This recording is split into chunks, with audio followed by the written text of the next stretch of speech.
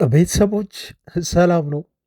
ሁሉ ሰላም። ዛሬ በደንብ ደስተኛ እንደምትሆኑ እጅግ ተስፋ አደርጋለሁ። ፋሚሊዎች በጣም ያማረ እሁድ እንደምናሳልፍ ዛሬ ምንም ጥርጥር የለኝም። ውዱ ክለባችን ማንቸስተር ዩናይትድ አሁን ወደ ፉክክር የተመለሰበትን ውጤት በኦልትራፎርድ ትላንት አስመዝግቧል። ከውጤቱ በላይ የሚያስደስቱን በርካታ ጉዳዮች ነበሩ። የትላንቱ ጨዋታ ጥቅም እንደው ለአንዳንድ ተጫዋቾች ወደ ጎል ያስቆጠሩበት ለመጀመሪያ ጊዜ እንዲሁ ቲሙ በቃ የተሟላ ሁሉም ነገር ያለው ጨዋታ የሆነበት ብቻ ሳይሆን ዩናይትድ በቀላሉ የሚታይ ቲም እንዳልሆነ ምናልባት ፉክክሩን እንደው ሰፋ አድርገን በእንግሊዝ ፕሪሚየር ሊግ ዩናይትድ የሚናቅ ቲም እንዳልሆነ ዩናይትድ የሆነ ነገር ለማግኘት የሚጫወት ቲም እንደሆነ በደንብ ያሳየበት የተቃራኒ ቡድን ደጋፊዎች ሁሉ ሳይቀር ለዩናይትድ ሪኮግኒሽን የሰጡበት ጊዜ ሆኗል። ቤተሰቦች በጣም ደስተኛ እንደሆናችሁ ተስፋ አደርጋለሁ። ስለ ጨዋታው የተሰማችሁን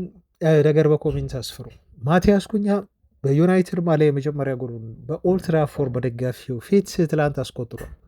ብሪያን እምቡሞ እንደተለመደው ብሪያን እምቡሞን ሆኖ አምሽቷል። ሁለት ጎል አስቆጥሯል። በተለይ የመጨረሻዋ ጎል እጅግ በጣም ወሳኝ ነበር። ካሳሜሮ ጎል አስቆጥሮ እንዲሁ ኩኛ እንዲያስቆጥርም አሲስት ማድረግ የቻለበት ጨዋታን ያሳለፍነው። ቤንጃሚን ሼሽኮ አሲስት አድርጓል፣ ጎል ባያስቆጥርም።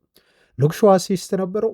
ሄቨን አስደናቂ የሆነች ማጂክ የሆነችም ኳስ እንዲሁ አሲስት አድርጓል። በብሩኖ ፈርናንዴዝ እግር ስር ያለፈች ግን ብሩኖ ያልነካት ኳስ። ዩናይትድ ከምንም በላይ ደግሞ ትላንት ትልቁ ውጤት ማሸነፉ ነው። 3 ነጥብ አግኝተናል። ለ3 ተከታታይ ጨዋታዎች ማንቸስተር ዩናይትድ ማሸነፍ ችሏል ለመጀመሪያ ጊዜ። ባለፈው ሳምንት ስለ ባክ ቱ ባክ ድል ስናወራ ነበር። አሁን በሩበን አሞሪም አሰልጣኝነት ሰር ዩናይትድ ለመጀመሪያ ጊዜ 3 ጨዋታ ሲያሸንፍ የፕሪሚየር ሊጉ የደረጃ ሰንጠረዥ 4ተኛ ላይ ተቀምጠናል። ቤተሰቦች በጣም የሚያስገርም ነው። አሁን ሊቨርፑል ከዩናይትድ በ1 ነጥብ አንሶ እታች ተቀምጧል። ዩናይትድ ሊቨርፑልን በልጦ ተቀምጧል ማለት ነው። እነኚህ ሁሉ የትላንት ጨዋታዎች እንደው ከታዘብ ናቸው ዋነኛ ሀሳቦች ናቸው። ቤተሰቦች ስለ ጨዋታው በደንብ እናወራለን። አንዳንድ ሀሳቦችን እናነሳለን። መደነቅ ያለባቸውን እናደንቃለን። በቤተሰቦቻችን ለማንኛውም እንኳን ደስ አላችሁ። ማንቸስተር ዩናይትድ እጅግ ጣፋጭ የሆነችውን ድል ይዞ ወጥቷል።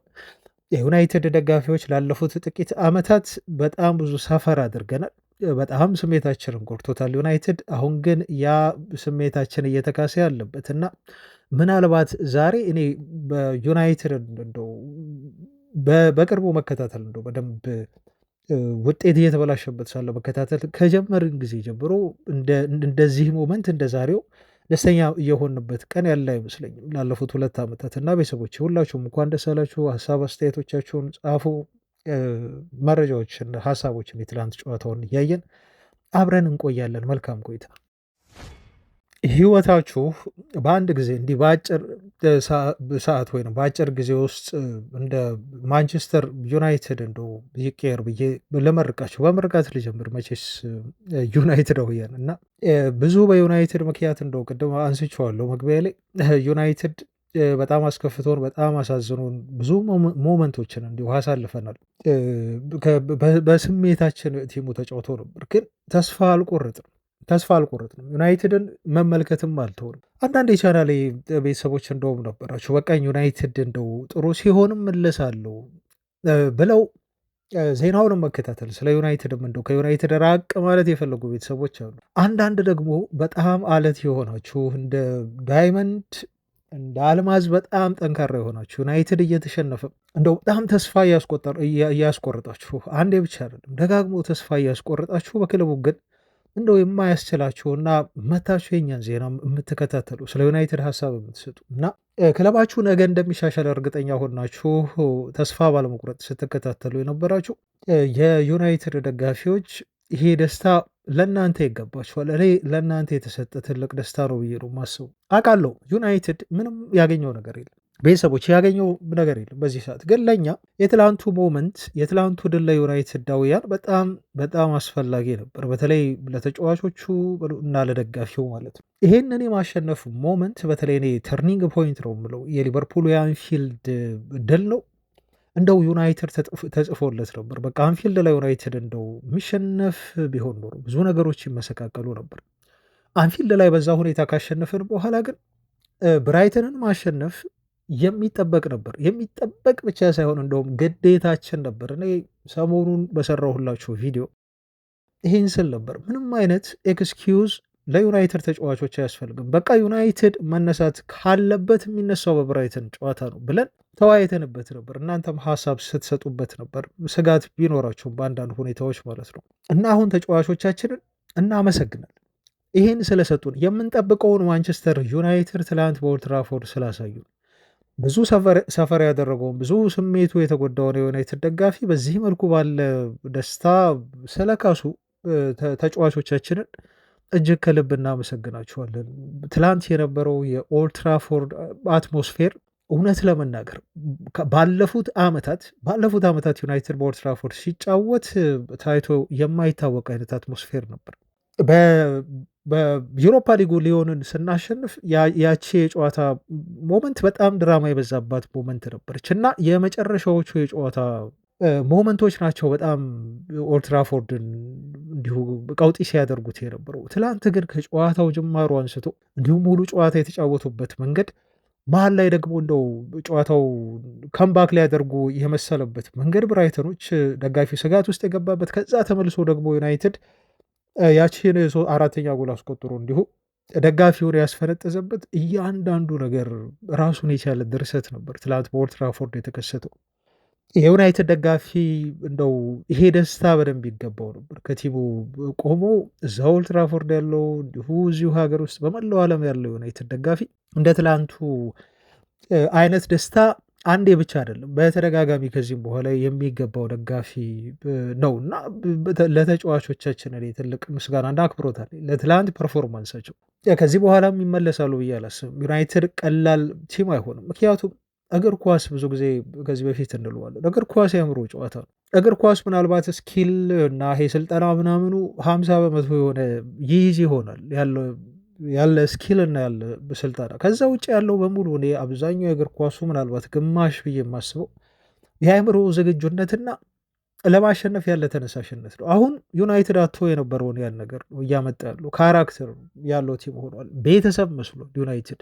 እውነት ለመናገር ተጫዋቾች እርስ በርስ የሚነቋቆሩ አይደሉም። አሁን እርስ በርስ የሚረዳዱ፣ አንዱ ጎል ሲያስቆጥር ለሌላኛው ፍቅርን የሚሰጥ እና ሌላኛው ከዛ ጎል ካስቆጠረው ተጫዋች በላይ እጅግ ደስተኛ ሆኖ የሚታይበት እና ዩናይትድ ቤተሰብ የመሰለበት ቲሙ በራሱ ቤተሰብ የመሰለበት ቡድን ነው እያየን ያለ ነው ማለት ነው። እና እንደው ቤተሰቦች እንደ ዩናይትድ ህይወታቸው እንደዚህ ባንዴ ቄር ብዬ ስመርቃችሁ በጣም እያስገረመኝ ነው ይህን ንግግር ሁላ ስናገር። አይዶ ነው ከአንድ ወር በፊት ወይ ከአንድ ወር ከ15 ቀን በፊት ዩናይትድ ሊቨርፑልን በሊጉ የደረጃ ሰንጠረዥ በልጦ ይቀመጣል ብላችሁ ብትነግሩ እንደው በጣም ቅዠታም እንደሆናችሁ ነው ልነግራችሁ የምችለው። በጣም ቅዠታም እንደሆናችሁ ግን ምን ያህል እግር ኳስ ባንዴ የተለዋዋጭ እንደሆነ ምን ያህል ህይወት እንደዚሁ ባንዴ ልትቀየር እንደምትችል ከዩናይትድ እና ከሊቨርፑል በላይ ማሳያ የሆነ ነገር የለም። ከአራት ጨዋታ በፊት በፕሪሚየር ሊጉ ብቻ ዩናይትድ ቤት ነገሮች ሲኦል የሚመስሉበት ከየቦታው እሳት የሚነሳበት ከደጋፊው በሉት እንዲሁ ከውስጥ ከቲሙ ውስጥ በሉት ደጋፊዎች በሩበን አሞሪም ላይ በከፍተኛ የሆነ ጥርጣሬ የያዙበት ከፍተኛ የሆነ አሰልጣኙ ስንብት አደጋ የተጋረጠበት እና ዩናይትድ ውስጥ ያለው ነገር በሙሉ መልሶ ድሮ የምናውቀው ይሄ ክራይሲስ የሚበዛበት ዩናይትድ ክራይሲስ እየመጣበት ያለ የሚመስል አይነት ዩናይትድ ነገሮች እንዳሰብናቸው እየሄዱ ባለመሆኑ እንደው ለውጥ ቢኖርም የሆነ ደስ የሚል ነገር ቲሙ ሲጫወት ቢኖሩ የሆኑ ስታቶችን ስናይ ዩናይትድ ከቲሙ በጣም ጥሩ ቡድኖች መካከል አንዱ መሆኑን እያወቅን ግን የሆነ ጥርጣሬ ደግሞ ውስጥ የምንገባበት አይነት ሁኔታ ውስጥ ላይ ነበር ያለ ነው እና በጣም ያ ሞመንት እንደው ያንን ሞመንት ታግሰን ማለፋችን እንደው ደጋፊው ኦፍኮርስ ተከፍሎ ነበር ሩበን አሞሪም ይሰናበት ወይ ይቆይ የሚለው ላይ ግን ደግሞ እዚህ ጋር ትልቁን ምስጋና ማቅረብ የምፈልገው ለሰር ጂም ራትክሊፍ ነው። እኔ ሩበን አሞሪም 3 ዓመት ይቆያል ብሎ ያን ኮንፊርሜሽን ማረጋገጫ መስጠቱ በራሱ ተጫዋቾቹ እንዲጫወቱ በቃ ከለባቸው ሩበን አሞሪም በቃ በዩናይትድ ቤት እስካለ ድረስ ማረጋገጫው እስከተሰጠ ድረስ በቃ አማራጭ የለም። ለሱ በደንብ አድርጎ መጫወት ነው ሊያዋጣ የሚችለው። አሞሪም ቢሆን ስራውን ተረጋግቶ ሊሰራ የሚችለው በዚህ መልኩ ብቻ ስለሆነ እንደው ሰር ጂም ራትክሊፍ ምንም ነገር አስበው ያንን ነገር ይናገሩ፣ ግን ይሄ ንግግራቸው በራሱ በቃ በዩናይትድ ቤት መረጋጋትን እንደሚፈጥር በአእምሮ ደረጃ እንዲሁ የተገነዘብንበት ያ መረጋጋት ያ ትዕግስት ያ ሩበን አሞሪምን መደገፍና ከጎኑ መቆም ደግሞ አሁን ውጤት ያመጣበትን እንደው በጣም ጥሩ የሆነ የፕሪሚየር ሊግ ጨዋታዎችን የማሸነፍ ሪከርድ ያስመዘገብበትን ሂደት እንድናጣጥም ትላንት አስችሎናል ብዬ አስባለሁ። እና ህይወት ከአንድ ወር በፊት ወይ ከአራት የፕሪሚየር ሊግ ጨዋታዎች በፊት ለእኛ ከባድ አስቸጋሪ ሲኦል የሆነበት ጊዜ ነበር። በሌላ በኩል ለሊቨርፑል ከአራት ጨዋታዎች በፊት ነገሮች በሙሉ እጅግ ውብ የሆኑበት ሊቨርፑል የፕሪሚየር ሊጉን ዋንጫ ለማንሳት እጅግ ተቀዳሚ የሆነ ቡድን የሆነበት ያደረጋቸውን ጨዋታዎች በሙሉ በወቅቱ እንዲሁ የሚያሸንፍ ቲም የሆነበት ከዩናይትድ በከፍተኛ የነጥብ ርቀት ርቆ የፕሪሚየር ሊጉን የደረጃ ሰንጠረዥ ሲመራ የነበረ ቡድን የነበረበት ነበር። ቤተሰቦች ከጥቂት ጨዋታዎች በፊት አሁን በሊቨርፑል ፈሽታ የመሰለው ነገር አሁን ተቀይሯል። ሊቨርፑል ቤት የነበረው ደስታ አሁን ወደ ማንቸስተር ዩናይትድ ቤት መጥቷል። ዩናይትድ ቤት የነበረው ሀዘን ደግሞ ወይም ቁዘማ ወደ ሊቨርፑል ቤት አምርቷል ማለት ነው። ዩናይትድም የሊቨርፑልን ደረጃ ትላንት ቀምቷል። አራተኛ ደረጃ ዩናይትድ ተቀምጧል።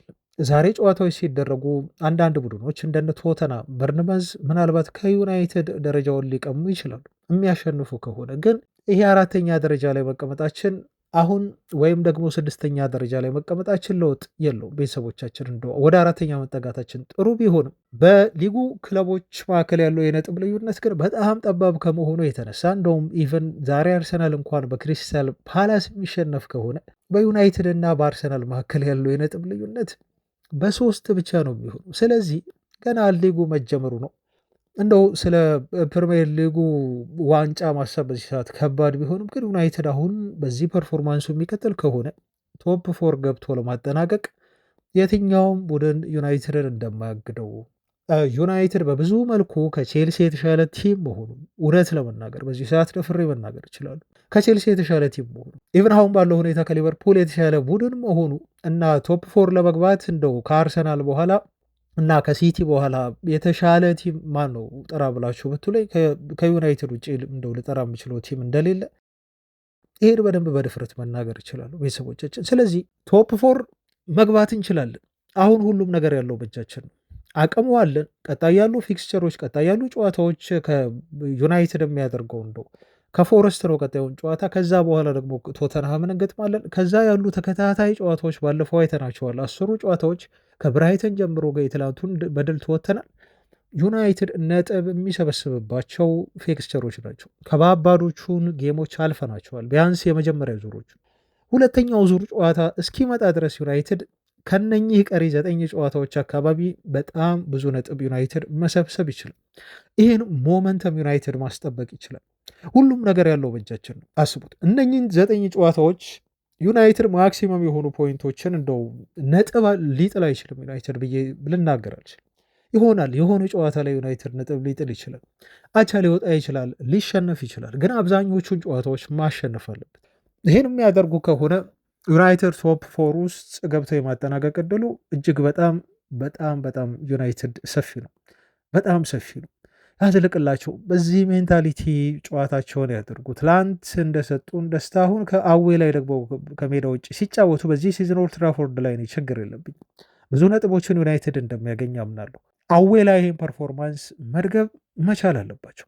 ያደርጉታን ብዬም ነው የምጠብቀው ማለት ነው ቤተሰቦች። እና ከትላንቱ ጨዋታ እንደው በጣም ስሜት ሆኜ እንደው ላወራ እችላለሁ ፋሚሊዎች። እኔም ስሜቴን ለመግለጽ ነው እዚህ ቪዲዮን ሪከርድ እያደረግኩ የምገኘው። እንደው ስለ ጨዋታዋን አላይዝ ለማድረግ ይሄ እንደዚህ እንደዚህ ነው ብሎ ለማውራትም ብዙም ኢንተረስቱ እንዲሁ የለኝም። አንዳንድ ጉዳዮችን ግን ስለ ቲማችን ሁኔታ እንዲሁ አነሳለሁ። እናንተም የተሰማችሁን ነገር ስለ ቡድናችን እንደው ውስጣችሁ ያለውን ስሜት በጽሁፍ እንድትገልጸው በአውዲዮ እዚህ ጋር መግለጽ ኮሜንት ማድረግ ስለማይቻል እንደዛ ጋብዛለሁ።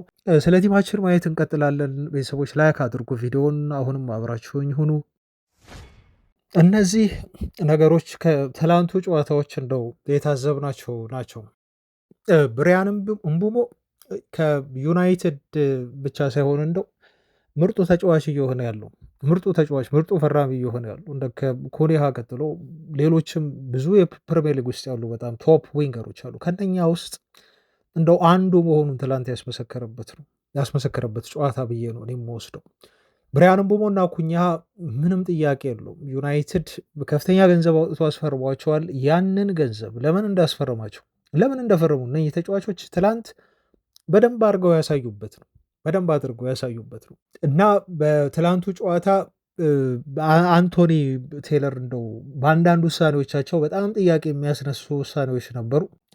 በአንዳንድ ውሳኔዎቻቸው ብራይተን ደጋፊዎችን አላስደሰቱም። በአንዳንድ ውሳኔዎቻቸው ደግሞ የዩናይትድን ደጋፊዎች አላስደሰቱም። ለምሳሌ አሁን እንደው ፔናልቲ የሚመስሉ አማር ላይ የተሰሩ ጥፋቶችን ዝም ብሎ አልፈዋል። በጣም አግሬሲቭ በሚመስሉ ጨዋታዎችን በመተው ጨዋታው ፍሪ እንዲሆን ፍሎ እንዳይቋረጥ እና አንዳንድ ፋውሎችን እንዲሁ ዝም በማለት ጨዋታው ላይ ግራ የሚያጋቡ ውሳኔዎችን ቴለር ሲወስኑ ነበር። ግን ይሄ መከፋት በሁለቱም ደጋፊዎች በኩል ያለ ይመስለኛል። ወይስ ዩናይትድ በመጨረሻ እድሉን ይዞ በመሄዱ እነኚህ ነገሮች ላይ ማተኮር አልፈልግም። ዮሮና ማቲያስ ዴሊክት ምንጊዜም ቢሆን እነኚህ ሴንተር ባኮች ሲሰለፉ የዩናይትድ የተከላካይ መስመር ፍጹም የተረጋጋ ይሆናል። ያንን ያየነው በጣም ጥሩ የሆኑ ጨዋታዎችን እና ሞመንቶችን ትላት በኦልድ ትራፎርድ እንዲሁ ተመልክተናል እና አሁን ሩበን አሞሪም ወደ አውሮፓ ውድድሮች ለመመለስ ትክክለኛው ጊዜና ትክክለኛው ሞመንት ትክክለኛ የቡድን ቅርጽና ትክክለኛ የሆነ ቡድን ስፕሪት ላይ የሚገኝ ማንቸስተር ዩናይትድን ነው የመሰለው ትላንት ማለት ነው። እና ይህን ስናገር ደካማ ጎን የለብንም ማለት አይደለም። ኦፍኮርስ ዛሬ አሁን ደካማ ጎናችን ላይ ላተኩር አይደለም የመጣሁት፣ ግን ጠቅሼው ማለፍ ይገባኛል። ቤተሰቦች ልብ በሉ። ትላንት ዩናይትድ 3-0 እየበራ ባለበት ወቅት በጣም ኮምፈርተብል የሆንን በመሰለን ወቅት በቃ ዩናይትድ በምንም ተአምር በምንም ኬዝ ይሄንን ጨዋታ ሊሸነፍ አይችልም ወይ ነጥብ ሊጥል አይችልም ብለን እርግጠኛ በሆንበት ኬዝ በጣም ትልቅ ደግሞ ስህተት በመሃል ሰርተናል። ሳልናገር መውጣት አልፈልግም። ብራይተኖች ወደ ጨዋታው እንዲመለሱ ኦፍኮርስ የዳኒ ዌልቤክ በጣም አስደናቂ የሆነች የቅጣት ምት ኳስ ነበረች እንደው እነሱን ወደ ጨዋታ የመለሰች እና እቺ የቅጣት ምት ኳስ ዌልቤክ ሁሌ ዩናይትድ ላይ ያስቆጥራል። የትላንቷ ኳስ ደግሞ በጣም ልዩ ነበረች እና ለሱ ትልቅ ክሬዲት ልሰጠው እገድዳለሁ። ፋሚሊዎች ግን በምንም ተአምር ብራይተኖች ሁለተኛ ጎል እንዲያስቆጥሩብን እና ጨዋታው 3-2 እንዲሆን እድል መስጠት ወይም መፍቀድ የለብንም ነበር። ለዚህ ትልቁ ተጠያቂ ተቀይሮ የገባው እና ትላንት ቀይሮ ያስገቧቸው ተጫዋቾች ተቀይረው የመጫወት ደቂቃ በማግኘታቸው ደስተኛ ልሆን ይችላሉ እንጂ እንደው ተቀይረው ባመጡት ሜዳ ላይ ለውጥ ደግሞ ብዙ ጥያቄ የማነሳበትና እንደው ተቀይረው ባልገቡ ብዬ የምልበት አቃየር ነበር ትላንት የነበሩ። ይህንን ማንሳት የምፈልገው በዘርክዚ ጉዳይ ነው። ሌላው ደግሞ ኮቢ ሜኖም እንደው ትላንት ተቀይሮ ከገባ በኋላ በጣም ተስፋ የሚያሰጥ ጥሩ እንቅስቃሴ ነው ያደርገው ብዬ መናገር አልችልም። የዩናይትድ አማካይ ክፍል ተከፋፍቶ ነበር። ወደ ጥሩ ነገር እመለሳለሁ በኋላ ቤተሰቦች እና ዩናይትድ በጣም ቨርነለብል ይመስል ነበር። ካዛሜሮ ከወጣ በኋላ የማንቸስተር ዩናይትድ ቡድን አንድ አልሆን ብሎ ነበር። ካዛሜሮ ሲኖር ያለ ካዛሜሮ ዩናይትድ ፍጹም የተከፋፈተና በቃ ጎሎች ሁሉ ወደፊት የሚሄዱ ኳሶች የሚሞከሩበት ነጥብ ሊጥል ይሆን እንደ ዩናይትድ ብለን ከዛ ሁሉ ፌሽታ ደግሞ እንደው ወደ ስጋት ውስጥ የገባንበት በተለይ የመጨረሻዎቹ 5 ደቂቃ ለዩናይትድ ደጋፊዎች ለሩበን አሞሪም የጭንቀት ፊት የሚመስልበት የተመለከት ነው። እኛም ልብ ውስጥ እንደው ጭንቀት የነበረበት አሞሪምም ጋር አሸንፈው እንደሚወጡ እርግጠኛ ያልሆነበት ሞመንት ነበር። በተለይ ሁለተኛው ጎል ከተቆጠረ በኋላ ማለት ነው እና ሁለተኛውን ጎል ኮንሴድ ያደረግንበት መንገድ ደግሞ በጣም ይበልጥ የሚያናድር ነው። እንደው ብሩኖ ፈርናንዴዝ ብዙ ቁመት ስለሌለውና ስለማይዘል ለዘርክዚ እየነገረው ነበር ያዘው። ይሄ ብራይተን ሁለተኛውን ጎል ሄደሩን ያስቆጠረው ከኮርና ማለት ነው። ይሄን ኮንትሮል አድርገው ያዘው እያለው ግን በዘርክዚ እንደው የመከላከል ችግር አለበት እና በቁመት ተመጣጣኝ ቢሆንም ግን በአግባቡ ሊከላከለው አልቻለም ልጁ እና ፍሬ ሆኖ ኳሱን አገኘው፣ ሄደሩን ገጨው። ከዛ በኋላ ሁለተኛው ጎል ተቆጠረ ማለት ነው። ከዛ ያለው ሞመንት ነፍስ ውጪ ነፍስ ገቢ ነው። ይሄንን ነገር 3-2 ሲሆን ጨዋታው መፍቀድ የለብንም ነበር። ዩሲ አያችሁ አሁን 3-0 በጣም ኮምፈርተብል የሆነ ሊድ ነው። ስለዚህ አትሊስት ቢያንስ ዩናይትድ እንደው ከተቆጠረበት አንድ ጎል እንደው ተቆጥሮ 3-1 ጨዋታው ማለቅ መቻል ነበረበት። ነገር ግን ፈቀድንላቸው ወደ ጨዋታው እንዲመለሱ ከዩናይትድ ነጥብ ማግኘት እንችላለን ብለው እንዲያስቡ እና እንደው ሶስተኛ ጎል አስቆጥሮ አቻ ለመውጣት ዩናይትድ ለነሱ እድሉን ስፔሱን እንዲሁም የሳይኮሎጂካል የበላይነቱን ለብራይተን አሳልፎ ሰጠ ማለት ነው። እና እነኚህ ስሊኪ ጎሎች በጣም የሚያናድዱ ነበሩ። እንደው ጎሎቹ ባይቆጠሩብን ደስ ይለኝ ነበር። እኔ የዌልቤክን ጎል በግል አደንቀዋለሁ። አመታቱ በጣም ቅጣት ምቱ በጣም ስፔሻል የሆነ አመታት ስለሆነ ማለት ነው። ምንም ማድረግ አልችልም። በሁለተኛው ጎል ግን በጣም ነው የተበሳጨሁት። እንደው ምናልባት ዛሬ ዩናይትድ ነጥብ ጥሎ ቢሆን ኖሮ ቀጥታ እንደው ቦርዶው ዘርክዚ ላይ ነበር። በጣም ከፍተኛ ጥፋት ነበር የሰራው፣ ዋጋ የሚያስከፍል። አሁን ኤኒዌይስ ይሄ ነገር አልፏል። ቤተሰቦች ግን ለቀጣይ ጨዋታዎች ላይ ትልቅ መማር ያሉብን ነገሮች እነኚህ ናቸው። አሁን ቲሙ ጎል እንደሚያስቆጥር ተመልክተናል። ዩናይትድ ምን እየሆነ ነው ያለው? ብዙ ጎሎችን ማስቆጠር የሚችል ቲም እየሆነ ነው። ጎሎችን ሊያስቆጠር ይችላል፣ ግን ደግሞ ጎሎች ይቆጠሩበታል ማለት ነው። ዩሲ የአምናው ልዩነቶቻችን ምን መሰላችሁ? ዘንድሮ ዩናይትድ ላይ ጎል ታስቆጥሩበታላችሁ፣ አምናም ዩናይትድ ላይ ጎል ታስቆጥሩበታላችሁ። የአምናውና የዘንድሮ ዩናይትድ ትልቁ ልዩነት ግን ምንድን ነው? አምና ጎልም ይቆጠርበታል፣ ጎልም ያስቆጥራል። ግን ሲያስቆጥር ዩናይትድ ብዙ ጎል አይደለም የሚያስቆጥረው ማለት ነው። ወይ ሁለት አስቆጥራችሁበት አቻ ሊያልቅ ይችላል፣ ወይ በጣም ካሸነፈ በጠባብ ውጤት ሊያሸንፍ ይችላል። የዘንድሮ ዩናይትድ ግን እናንተ ሁለት የምታስቆጥሩበት ከሆነ እሱ አራት የሚያስቆጥር አይነት ቡድን ይመስላል። ሞር ተጨማሪ ጎሎችን ማንቸስተር ዩናይትድ ያስቆጥራል ማለት ነው ዘንድሮ። እንደዛ ነው የሚመስለው ቡድኑ። ስለዚህ ዩናይትድ ላይ ያየነው ትልቁ ለውጥ ዩናይትድ የማይገባበት ቲም መሆኑን አይደለም፣ ዩናይትድ ይበልጥ ማግባት የሚችል ቡድን መሆኑን ነው ዘንድሮ እየተመለከትን ያለው። ይሄም ምስጋና ለብሪያን ምቡሞና ለማቲያስ ኩኛ ይግባ። ውጤቱን ይዘን የወጣ ነው ብዙ ጎሎችን ማስቆጠር በሚችሉ የአጥቂ ባህሪ ባላቸው ተጫዋቾቻችን ነው እንጂ እንደ አምናው ሌኪ ሆነን እንደው ዝም ብሎ የማይረቡ ኳሶችን እንደ ማስተናገዳችን ዩናይትድ ትላንት ነጥብ ይጥል ነበር። እነኝም ፈራሚዎች ባናገኝ እመኑኝ ቤተሰቦቻችን ነጋርናቸው ናቸው ወይ እንደው ቢኖር ጎል አስቆጥረው ዩናይትድን አሸናፊ የሚያደርጉት እና አማድ ብቻቸውን ይሄን ሊያደርጉ አይችሉም፣ ያለ ብሪያን ምቡሞና ያለ ማቲያስ ኩኛ ማለት ነው። እና እችን ነገር ሩበን አሞሪም ኖት የሚይዝ ይመስለኛል። በከፍተኛ ደረጃ በጥንቃቄ አይተን ቀጣይ ጌሞች ላይ ዩናይትድ ጎል ማስቆጠሩ አይቀርም።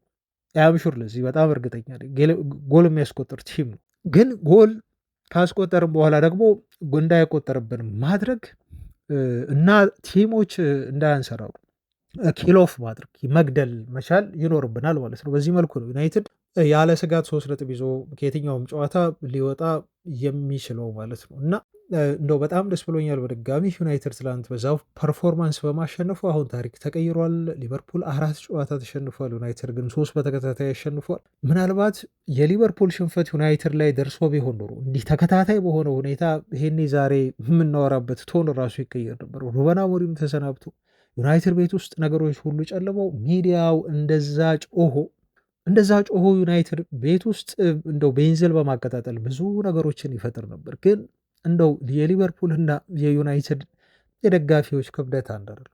ለሊቨርፑልና ለዩናይትድ የሚሰጠው የሚዲያ ትኩረትም አንድ አይደለም። በጣም የሚያስገርም ነው ቤተሰቦቻችን። ሊቨርፑል ያ ሁሉ ገንዘብ አውጥቷል። እንደው ዛሬ ስለ ሊቨርፑል ለምን ታወራለህ እንዳትሉ ቤተሰቦች፣ እንደው ለማነጻጸር ነው። ወደ 500 ሚሊዮን ዩሮ ያህል ገንዘብ ወይ 400 ሚሊዮን ፓውንድ አውጥቶ እነኛን ከዋክብት ሊቨርፑል ሰብስቧል። ግን እነኛ ከዋክብት ለሊቨርፑል ምንም ማድረግ አልቻሉም። ውጤቱን ቲሙ ከመሸነፍ ሊያድኑት አልቻሉም ማለት ነው ቤተሰቦቻችን። ዩናይትድ ይሄን ያህል ገንዘብ አውጥቶ በዚህ ደረጃ ቢሸነፍ ኖሮ ዛሬ እንዴት አድርገው እንደው ዩናይትድን ሊያሳንሱት በማሳነስ ሊወሩ እንደሚችሉ ስናስብ ግን በጣም ያናድ። ለዩናይትድ ሲሆን የሚሰጠው ትኩረት እኔ ለዩናይትድ ውድቀት አንዱ ተጠያቂ ነው ብዬ ማወራው ሚዲያውን ነበር ከዚህ በፊት እና እንደው ይሄን ነገር ስናይ የትላንቱ ድል ለዩናይትድ በጣም ያስፈልግ ነበር። አሁን በሊጉ ምናልባት ማንቸስተር ሲቲ 17 ጎል አስቆጥሯል፣ ቼልሲ 17 ጎል አስቆጥሯል፣ ሊቨርፑልም እንዲሁ 16 ጎል አስቆጥሯል። እሱ አራተኛው ከፍተኛ ጎል አስቆጣሪ ቲም በሊጉ አሁን ዩናይትድ ነው። 15 ያህል ጎሎችን በዚህ ሲዝን አስቆጥሯል ማለት ነው። እና አሁን ለውጡ ግልጽ ነው። ለውጡ በጣም ግልጽ ነው። ዩናይትድ የሚያስቆጥር የአጥቂ መስመር ተጫዋቾች አሉት፣ በየአቅጣጫው ጎሎችን ሊያስቆጥሩ የሚችሉ ብሪያን ምቡሞ፣ ትላንት የጨዋታው ኮከብ የተባለው ማቲያስ ኩኛ፣ እንደዚሁም አማድ አለ፣ ኤሪታይም ማስቆጠር የሚችል ልጅ ነው። ብሩኖ ፈርናንዴዝ አለ፣ ሼሽኮ አለ፣ አስፈላጊ ሲሆን ደግሞ ሜዘር ማውንት ይገኛል። እና ቤተሰቦቻችን ከየትኛውም አቅጣጫ የትኛውም ተጫዋች ፊት ላይ ያለው ለዩናይትድ ጎሎችን ማስቆጠር ይችላል ማለት ነው። መከላከል ላይ ግን አሁንም ትኩረት ማድረግ አለብን የሚለው እንግዲህ ከትላንት እየታዘብኩት የጨዋታው አንዱ ትዝብት ነው። እናጠቃለሁ ብዙ አልቆይም ቤተሰቦች ብዙ አልቆይም። የማጠቃልለው ግን በጣም ወሳኝ በሆነ አንድ ቪዲዮ ነው። አንድ ቪዲዮ ይሄ ቪዲዮ ስካይ ስፖርት ጭኖታል ቲክቶክ ላይ እና ማታ ጨዋታውን እንደው ካየው በኋላ ቪዲዮ መጣልኝና ተመለከትኩትና ለእናንተ ሳላወራ ሳልነግር ማለፍ በጣም ይከብደኛል ከበደኝ። አሁን ይሄ ቪዲዮ ምንድን ነው? እኔ ጨዋታውን በአንድ ጊዜ እንደው በምን ልግለጸው ጨዋታውን ብዬ ነገሮችን እያየሁ በቪዲዮም እንዲሁም እየታዘብኩ ባለበት ደግሜ የሆኑ ሞመንቶችን እያለው ባለበት ሰዓት ቪዲዮ አሁን መጣልኝ። ቀደም ብሎ ከጨዋታው በፊት የተቀረጸ ቪዲዮ ነው። ምን መሰላችሁ? ቪዲዮ የዩናይትዱ አጥቂ ቤንጃሚን ሼሽኮ ይጠየቃል። በስካይ ስፖርት ጋዜጠኛ ነው የሚጠየቀው። ጥያቄው ምንድን ነው የሚለው እነዚህን የዩናይትድ ተጫዋቾች በአንድ ቃል ገለጻቸው የሚል ጥያቄ ነው ፕሮግራሙ። እና ቤንጃሚን ሼሽኮ አንድ ቃል ብቻ ነው መጠቀም ያለበት ተጫዋቾቹን ለመግለጽ እና በዚህ መልኩ ይገልጻቸዋል ማለት ነው። ማንን ጠቀሰ? አራት የዩናይትድ ተጫዋቾችን ጠቀሰ።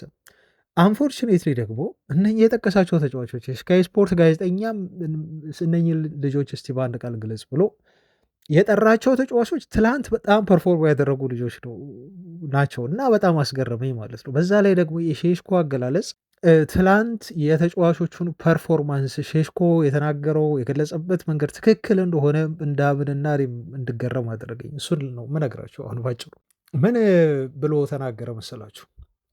ብሩኖ ፈርናንዴዝን አለው። መጀመሪያ ብሩኖ ፈርናንዴዝ በአንድ ቃል ስገልጸው አለ ሼሽኮ በጣም ኢንቴሊጀንት ነው አለ። በጣም በሳሉ ቀድሞ ነው የሚያስበው አለ። አሁን ይህን አስተያየቱን ኢንቴሊጀንት ብሎ የገለጸበትን በትላንት አንድ ሞመንት ብቻ አንድ ዩናይትድ የመጨረሻ ጎል ሲያስቆጥር ያንን ነገር ትታዘባላችሁ። በቃ ይሄ የተናገረው ኢንቴሊጀንት የሚለው ቃል ለብሩኖ የተሰጠው ትክክለኛ ፐርፌክትሊ ፊት የሚያደርግ ቃል መሆኑን ማለት ነው። ለምንድን ነው እንዲህ ያልኳቸው ቤተሰቦች? አራተኛው ጎል ሲቆጠር የብሩኖ ፈርናንዴዝን ሙቭመንት ኳሱን አሲስት ያደረገው ብሩኖ ይመስል ነበር፣ የነካው ይመስል ነበር፣ ግን ቶታሊ ኳሱን አልነካው። ኳሱ በሄቨን የተመታው ሄቨን እንደው አስበው ይመስለኛል። ብሩኖ ፈርናንዴዝም አለ፣ ግን ሄቨን ግን እንደው ኳሱን ወደፊት ይመጣሉ ይመስለኛል። ለብሩኖ ፈርናንዴዝ ለመስጠትም አስበው ሊሆን ይችላል። ኳሷ በብሩኖ ፈርናንዴዝ አቅጣጫ በቀጥታ ስትመጣ ግን ብሩኖ የሚነካት ኳሷን አስመስሎ ብሪያን ምቡሞ ከኋላ ስለነበረ ምቡሞም ብሩኖ ፈርናንዴዝ ኳሱን ተቆጣጥሮ ያቀብለኛል ብሎ ነበር በተስፋ ሲሮጥ የነበረው። ግን በኋላ ላይ ያላሰበው የብሩኖ ፈርናንዴዝ ፌክ አሲስት ነበር። ፌክ አሲስት ኳሱ ያልተነካም ምንም ሳይነካ ግን በሙቭመንት ብቻ ብሪያን ምቡሞንም ሸውዶታል። የብራይተኑንም ተጫዋች ሸውዷል ማለት ነው ብሩኖ ፈርናንዴዝ። አያችሁ ብሪያን ምቡሞ ግን ወዲያው ስለነቃ ብሩኖ ምንም እንዳላደረገውና ኳሷ ወደፊት እየተንደረደረች መሆኑን ሲነቃ ወዲያው እሱም ስፒዱን ጨምሮ ያችን ውብ የሆነች ኳስ እንዲሁ አስቆጠረ ማለት ነው። እና ብራይተኖችን ለአንዴና ለመጨረሻ ጊዜ ቀበራቸው። የኦልትራፎርድ ስትሬት ፎርድ እንዴት የሚባለው ነው ዩናይትድ የደጋፊዎች ክፍል እንዲሁ በደስታ አሳበደ ማለት ነው። አሁን ብሩኖን ኢንቴሊጀንት ያለበትን መንገድ እኔ ለምን ወደድኩት መሰላችሁ? ቪዲዮውን ወደኋላ ተመልሳችሁ ተከታተሉ። ሄቨን ኳሱን ለብሩኖ ከመስጠቱ በፊት ብሩኖ ፈርናንዴዝ ዞር ብሎ ብሪያን ምቡሞ የቱ ጋር እንዳለ እያየው ነበር። በጣም ያስገርመኛል። ገና ኳሱ ብሩኖ ፈርናንዴዝ ጋር ሳትደርስ የቱ ጋር ነው ፖዚሽኒንጉ ብሪያን ምቡሞ ያለው የቱ ጋር ነው የሚለውን ገና ኳሱ ሳትመጣ ነው ዞር ብሎ ያየው ማለት ነው ብሩኖ ፈርናንዴዝ። ስለዚህ ሄቨን ኳሱን ሲሰጠው የሚሰጠው በሚመስልበት ሁኔታ ላይ ደግሞ ብሩኖ ሳይነካት ኳሷን ዝም ብሎ አሳለፈለት ማለት ነው። ምክንያቱም ከኋላ እንደሚሮጥ ብሪያን ምቡሞ ስለተረዳ እና አስቀድሞ ስላየው ማለት ነው። እና ይሄ አገላለጹ በጣም ደስ ያለኝ አገላለጽ የወደድኩት። ቤንጃሚን ሼሽኮ ቀጠለ። እንደው ሌላኛም ተጫዋች እንደዚሁ በአንድ ቃል ግለጽ ተባለ። እሱም ምቡሞን ነው ግለጸው የተባለው እና ምቡሞን ሲገልጸው ስፒዱ አንሪያል ነው ብሎ ነው የገለጸው። እንግዲህ ሁሉ ጊዜ አብሮት ልምምድ የሚሰራው ተጫዋች ነው እና ብሪያን ምቡሞ ያለው ስፒድ አለ ሼሽኮ ሲያወራ። እንግዲህ ሼሽኮም በጣም ፈጣን ነው፣ የማይታመን ስፒድ ነው ያለው። አንተ ስፒድህን ስትጨምር እና እሱ ከሱ ኳስ ለመንጠቅ ወይ ከእሱ ጋር ለመፎካከር ስትል ይበልጥ ስፒዱን እየጨመረ የሚሄድ ተጫዋች ነው ብሎ ነው ያደነቀው። ከዛ ውጭ ደግሞ ፊኒሽ ሲያደርግ የሚገርም ጨራሽ ነው ብሎ በዚህ መልኩ አድንቆታል ማለት ነው። እና አያችሁ ጊዜውን፣ ቦታውን፣ ታይሚንጉን የጠበቀ ትክክለኛ አገላለጽ ከቪዲዮ ከትላንቱ ጨዋታ በፊት የተለቀቀ ቪዲዮ ነው። ግን እኔ ስላስገረመኝ ነው የዛሬውን ጨዋታ በደንብ ይገልጸዋል። እና እኔ አሁን ብሪያን ምቡሞ ከዚህ በፊት ባሉት ዓመታት በእንግሊዝ ፕሪሚየር ሊግ አፍሪካዊ ሆኖ እንደው በጣም የገነነው ተጫዋች መሐመድ ሳላ ነው እና ትልቅ አድናቆትና አክብሮት አለኝ ለሳላ። ግን አሁን የሳላ ዘመን እየደበዘዘ እንደው አፍሪካዊ ሆኖ በእንግሊዝ ፕሪሚየር ሊግ በጣም ከሚገን ተጫዋች መካከል እና የሳላህን ቦታና የሳላህን ትኩረት ከሚያገኙ ተጫዋቾች መካከል አንዱ ይመስለኛል ብሪያን ምቡሞ። አሁን የሳላ ጊዜ አብቅቶ የምቡሞ ጊዜ ነው። ይሄን መካድ አልችልም እና የሚሆንም ያለ የሚመስለኝ እንደዛ ነው ልጁ ከሚያደርገው ጥረት አንጻር። ሶስተኛ የተጠየቀው የኩኛ ነው። ኩኛን በአንድ ቃል ገለጸው ሲባል ሴስኮ ኩኛማ ማጂክ ሻን ነው ሲል ተናገረ ማለት ነው። እውነቱን ነው። ከዚህ በላይ ምን መገለጫል? ትላንት የተለመዱ ማጂኮቹን ሲያሳየን ነበር። ማቲያስ ኩኛ ምን አይነት ተጫዋች ነው? ቤተሰቦች ማቲያስ ኩኛ በዚህ ልክ ለዩናይትድ በዚህ ፍቅርና በዚህ ዲተርሚኔሽን ይጫወታል ብዬ አላሰብኩም። ልክ ሲፈርም ካስታወሳችሁ የዩናይትድ ደጋፊ ነኝ እኔ ኳሶችን ስከታተል በልጅነት የብራዚል ሆኜ ሳይ እንደው ለማንቸስተር ዩናይትድ ብጫወት ብዬ ከልጅነት ጀምሮ ስመኘው የነበረ ነገር ነው። ዩናይትድን እያየሁ ነው ያደግኩት ብሎ ሲያወራ መስሎኝ የነበረው እንደው እውነት ለመናገር 100% ማመን ይከብደኛል። 100% ማመን ይከብደኝ ነበር። ለምንድን ነው 100% ማመን የሚከብደኝ? ከዚህ በፊት ሌሎች ተጫዋቾች ሲፈርሙ ለዩናይትድ ወይ ለሌሎችም ክለቦች ሲፈርሙ እኔ ደጋፊ ነኝ እነሱን ሳይና ያደግኩት ብሎ መናገር ይሄ ከተጫዋቾች አዲስ ክለብ ካገኙ ከፈረሙ በኋላ ይሄ አፋቸውን የሚያማሹበት እና የሚናገሩበት በቃ እንደው ትኩረት ለማግኘት እና እንደው ዝውውራቸውን ለማሳመር የሚናገሩት አይነት ንግግር መስሎ እንደው ይሰማኝ ነበር። በአንዳንድ ተጫዋቾች ስለታዘብኩ ነው። ቤተሰቦች ለምሳሌ በአሌክሲስ ሳንቼስ አንድ ምሳሌ ላንሳ። ከአርሰናል ወደ ዩናይትድ ካመራ በኋላ የተናገረው ነገር በኋላ ሲወጣ ደግሞ የተናገራቸው ነገሮች ማለት ነው እና ኩኛን እንደው ያን የተናገረውን ነገር ባዳምጡም ለእናንተ ባደርስም ግን ለማረጋገጥ እንደው መጠበቅ ነበረብኝ፣ ማየት ነበረብኝ። አሁን አረጋገጥኩ። ባለፉት 2 ጨዋታዎች ላይ በተለይ ቤተሰቦቻችን ልጁ ሲናገር የነበረው ነገር ከልቡ እንደሆነ ትላንትም ጨዋታው ከተጠናቀቀ በኋላ ለዩናይትድ ደጋፊዎች ምን መልእክት አለ መልእክትህን ተናገር ብሎ ሲጠየቅ ምን የምናገረው ነገር አለኝ እኔ እኮ ራሱ አንድ የዩናይትድ ደጋፊ ነኝ ሲል ነው ስሜቱን የገለጸው እና እነሱ እየተሰማቸው ያለው ስሜት እኔም ውስጥ አለ ነው የሚለው። እንደው እንደ ተጫዋች ሜዳ ላይ ገብቼ ጎሉን ባስቆጥርና ደስታዬን ብገልጽም ግን ልክ እንደ ደጋፊ ነው በቲሙ እንቅስቃሴ ነው በቲሙ ድል እኔም የተደሰትኩት ብሎ ኩኛ የመለሰበት አመላለስ እና ይሄ ልጅ እኔ ትላንት በየቦታው ነበር። የሚደክም ተጫዋች አይደለም። በመከላከሉ እንዲሁ በማጥቃቱ እንደ ቁጥራዊ መረጃዎቹን ይዤላችሁ ባልመጣም ከትላንት ጨዋታው እንቅስቃሴ አንዳንዴ እንደው የእሱ ትልቁ ኳሊቲ ምን እንደሆነ ታውቃላችሁ? የኩኛ ቤተሰቦች ዩናይትድ በሌሎች ቲሞች የጨዋታ የበላይነት ሊወሰድበት ሲልና ሌሎች ቲሞች ሞመንተም ላይ ሲሆኑ ዩናይትድ ላይ ጎል ለማስቆጠር እየተነሳሱ ሳለ እና ዩናይትድ ላይ ጥቃት ለመፈጸም በሚዘጋጁ ሰዓት ማቲያስ ኩኛ ያኔ የእሱን ሚና ታያላችሁ። ኳሱን ይዘዋል። ቦል ኬሪንጉ በጣም ምርጥ ነው። ልጁ ኳስ እግሩ ስር ይዞ ማቆየት ይችላል። ስለዚህ ያዘጋችኋል። እንደው እውነት ለመናገር ባራዳ ነው የምትሉት ያዘጋችኋል ማለት ኳሱን ይይዛል፣ ቶሎ አይለቅም። ስለዚህ ቲሙ የተወሰደበትን የበላይነት እንደው ለማረጋጋት ሰከን ለማድረግ የሚጠቅም ልጅ ነው። በጣም ጠቃሚ ልጅ። ቲሙ ሲያጠቃ አብሮ ያጠቃል፣ ሲከላከሉ አብሮ ይከላከላል። ማቀዝቀዝ ባለበት በየትኛው ሰዓት በየትኛው ሞመንት ማቀዝቀዝ እንዳለበት በደንብ አድርጎ ያውቃል።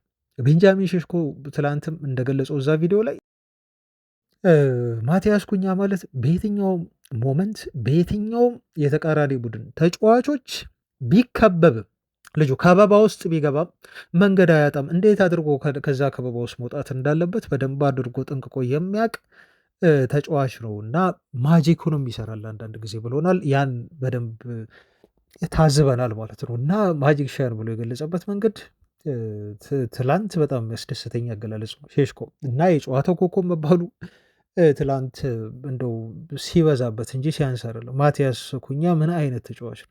ደጋፊን እያዝናና እንዲሁም ትላንት ጎል ሲያስቆጥረ የዩናይትድ ደጋፊ ተጫዋቾች የነበራቸው ደስታ ዩናይትድ ጎል በማስቆጠሩ ብቻ አይደለም፣ የጎሉ ባለቤት ኩኛ በመሆኑ ሁሉም እንደተደሰቱ ተጫዋቾቹ እንዲሁ ታያላችሁ ማለት ነው። ለምንድን ነው ይሄ? ደግሞ የጥረቱን የልፋቱን ውጤት ነው ልጁ ያገኘው። ከዚህ በፊት በሰራሁላቸው ቪዲዮ ላይ በብራዚል ብሔራዊ ቡድን ያሁሉ ኪሎ ሜትር ተጉዞ ተጫውቶ እረፍት ማድረግ በነበረበት ሰዓት እረፍት አልፈልግም ብሎ መጥቶ ሪፖርት ያደረገ ልጅ በጣም ጠንክሮ ሲሰራ ነበር። ትላንትም የተናገረው ይሄንን ነው እና ጎል እያስቆጠርኩ ስላልነበር የመጀመሪያ ጎሌን ለማግኘት በጣም ለፍቻለሁ፣ ጠንክሬ ስሰራ ነበር እና ትላንት ያንቺን ጎል በማስቆጠር የልፋቴ ውጤት ነው ብሎ ነበር የገለጸው ኩኛ ማለት ነው። እና በጣም የሚገባው ልጅ ነው፣ የሚገባውን ያገኘ ልጅ ነው። ትላንት ጎል ማስቆጠሩ የዩናይትድ ተጫዋቾች በራሳቸው ምን ያህል ደስተኛ እንደነበሩ ትላንት ተመልክታቸዋል። ሲቀልዱብኝ ነበር ብሏል ሜዳ ላይ። ለካ ጎል ማስቆጠርም ትችላለህ እንዴ ምናምን ነገር ሲሉት ማለት ነው። ያው ያውቃሉ እነሱም ጎል ማስቆጠር እንደሚችል፣ ግን ጠሙበት። እንደው እምቢ ብሎት ስለነበር ከዚህ በፊትም ብዙ ሙከራ አድርጎ ትላንት እቺ ከጀርባ አምቃ የያዘችው የጎል አለማስቆጠር ነገር ትላንት ስለፈታውና ስለለቀቀችው የገለጹበት መንገድ ነው። ተጫዋቾችም ለካ ጎል ማስቆጠር ትችላለህ እንዴ ሲቀልዱብኝ ነበር ብሏል ኩኛ ማለት ነው። እና እኔ ቃላትም የለኝም ስለ ኩኛ አሁን እዚህ ጋር ለመግለጽ። የሚገርም እንደው ብሪያን ምቡሞም በጣም ምርጥ ፈራሚ ነው፣ ታታሪ ነው፣ በጣም ይጥራል። ኩኛ ደግሞ ለዩናይትድ ውበት ሰጥቶታል። እንድንመለከተው የሚያጓጓ ቲም ኩኛ አድርጎታል ቲሙን ብዬ ነው በግሌ የማስበው። የላሚንስን ደግሞ እዚህ ጋር ላንሳ። የላሚንስን ተናገሬ እንዲሁ ሉት አድማጮች በጣም አረዘምኩባቸው፣ ይቅርታ ከረዘመ ማለት ነው። ቤተሰቦች ግን ስሜቴ ውስጥ ያለውን ነገር ተናገረ ይሉት። ላሚንስን ግለጸው ሲባል ሴስኮ ምን ብሎ ተናገረ? ላሚንስ ማለት ዎል ነው ሲል ነው የተናገረው። ላሚንስ ግርግዳ ነው አለ። በተለይ በመጀመሪያዎቹ 2 ጨዋታዎች ላይ ልጁ ያሳየው ፐርፎርማንስ ያሳየው በራስ መተማመን በጣም የሚያስደንቅ ነው እና እኔ ለሱ በጣም ደስ ብሎኛል ብሎ ነው የተናገረው። በትላንቱ ጨዋታ ላይ ኦፍኮርስ አውቃለሁ ክሊንሺት ይዞ አልወጣም። አሁን ወደ ራሴ ሀሳብ ስመለስ ግን ይሄ ተጫዋች ወይንም ይሄ ግብ ጠባቂ እንደው የዌልቤክን ጎል እኔ እሱ ላይ መፍረድ አልፈልግም። ምናልባት የተሻለ ነገር ማድረግ ይችል ነበር። ፐንች አድርጎ ኳሱን ይሄ ቅጣት ምቱን ኳስ ሊያወጣው ይችል ይሆናል። ግን ኳሱ ደግሞ በጣም ጉልበት ነበረው፣ ፍጥነት ነበረው፣ ጉልበት ነበረው እና ይሄ በፖዚሽኒንጉ አቋቋሙ ላይ እንደው የሆነ ጥያቄ ቢኖረኝም ግን ያቺ ኳስ ደግሞ ለመመለስ በጣም አስቸጋሪ ነበረች ለግብ ጠባቂ ብዬ ነው የማስበው። እና ላሚንስን ከመውቀስ ይልቅ በትላንቱ የዌልቤክ የቅጣት ምት ጎል ዌልቤክን ማድነቅ ይቀለኛል ብዬ አስባለሁ። ሁለተኛው ጎል ደግሞ ዩናይትድ ላይ የተቆጠረው ታውቃላችሁ የዘርክዚ ጥፋት ነው ብዬ ነው የማስበው። ቶታሊ እሱን ኮንትሮል ማድረግ ነበረበት። በዛ ደረጃ ፍሪ ሆኖ የጭንቅላት ኳሱን መግጨት የለበትም ነበር። ስለዚህ ላሚንስ ላይ ብዙ አልፈርድም፣ ግን የተሻለ ማድረግ ደግሞ ይችል ነበር ብዬ አስባለሁ። ኤኒዌይስ አሁን ትልቁ ነጥብ ምንድን ነው? ይሄ ግብ ጠባቂ ለዩናይትድ ከፈረመና ዋናው ቡድን ውስጥ እንደ ዋና ተሰላፊ የሆነ መጫወት ከጀመረ ጊዜ ጀምሮ ዩናይትድ አልተሸነፈም። በጣም ገዳሚ የሆነ ልጅ ነው። 3ቱንም ጨዋታ ዩናይትድ ማሸነፍ ችሏል። ፕላስ ያለውን በራስ መተማመን ልጁ በጣም በራሱ የሚተማመን ግብ ጠባቂ ነው። የተረጋጋ ነው። ፕላስ ደግሞ ኮማንዲንግ ነው፣ ያዛል አስፈላጊ ከሆነ ማለት ነው። ፕላስ የምትተማመኑበት አይነት ግብ ጠባቂ ነው። ተጫዋቾቹም ይተማመኑበታል። በተለይ ከኮርና የሚወጡ ኳሶችን ዳይሬክትሊ ዘሎ ነው የሚይዛቸው ማለት ነው። ቤተሰቦች የአየር ላይ ኳሶች ዩናይትድ በከፍተኛ ደረጃ የተቸገረበት ነበር። አሁን ያን የአየር ላይ ኳስ የመቆጣጠር የማክሸፍ ወይ የመያዝ በሉት የዩናይትድን ችግር ቀርፏል። በዚህ ብቻ ልጁ በጣም ምርጥ ልጅ ነው ማለት ነው። እና ዎል ብሎ የገለጸው ቤንጃሚን ሴስኮ ጨዋታ ላይ ብቻ አይደለም ነው ያሉ፣ ልምምድም ላይ ብዙ ነገሮችን ይህ ይሰራል፣ ብዙ ነገሮችን ያድናል። ለዛ ነው ግርግዳው እያለን የምንጠራው ሲል ነው የተናገረው። ወይስ በድጋሚ እንኳን ደስ አላችሁ ቤተሰቦች፣ ይበቃናል የጨዋታ ትዝብታችን። እናንተ የሚሰማችሁን ሀሳብ አስተያየት በኮሜንት ከታች ማስፈር ትችላላችሁ። እኔ ግን እዚህ ጋር ይብቃኝ። በቀጣይ ቪዲዮ እስክንገናኝ እስከዛው ሰላሙ ባባይ